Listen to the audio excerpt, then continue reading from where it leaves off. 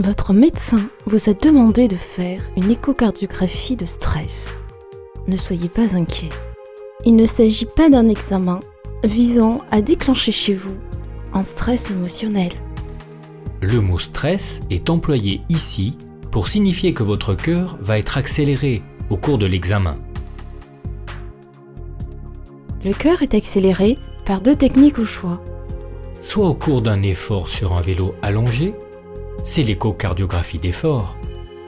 Soit en perfusant un médicament, le Dobutrex, visant à reproduire les conditions de l'effort. On va vous installer tranquillement, ça prend du temps, hein. D'accord? Ça prend du temps.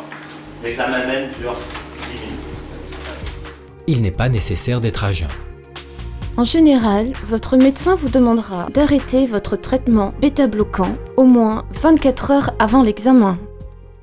S'il y a quoi que ce soit qui vous gêne, de douleur, essoufflement, langue glissée, mal à la tête, il faut le dire. La survenue de palpitations, essoufflement, douleur dans la poitrine doit être immédiatement signalée. Dès votre arrivée, une perfusion est mise en place. Des électrodes sont placées sur votre thorax et sur vos bras afin de surveiller votre rythme cardiaque grâce à un électrocardiogramme. Le cardiologue positionne une sonde sur votre thorax. La contraction de votre cœur est analysée et enregistrée tout au long de l'examen pendant que votre cœur s'accélère. L'échographie de stress à la dobutamine est un examen qui permet de rechercher ce qu'on appelle une ischémie myocardique de façon plus simple. On va rechercher au niveau du ventricule gauche du cœur une anomalie de contraction.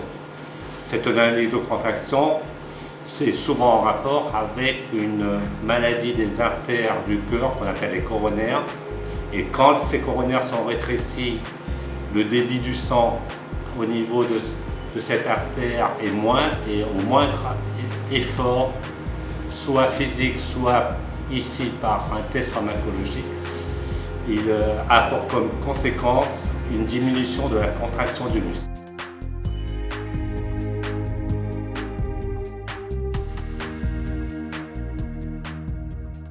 Il y a des complications et ce sont essentiellement au niveau cardiaque des troubles du rythme qu'on surveille bien sûr, et au niveau de la tolérance, si l'examen dure trop longtemps, c'est une chute de pression artérielle, et le plus gênant, ce sont des nausées. Les rétrécissements Cet examen est très important pour évaluer votre état de santé. Pour certains d'entre vous, il va permettre de savoir si la douleur thoracique que vous présentez ou les anomalies détectées au cours de votre bilan sont d'origine cardiaque ou non. Pour d'autres, il permet d'orienter la prise en charge vers une coronarographie ou de guider le traitement vers une dilatation ou un pontage coronarien.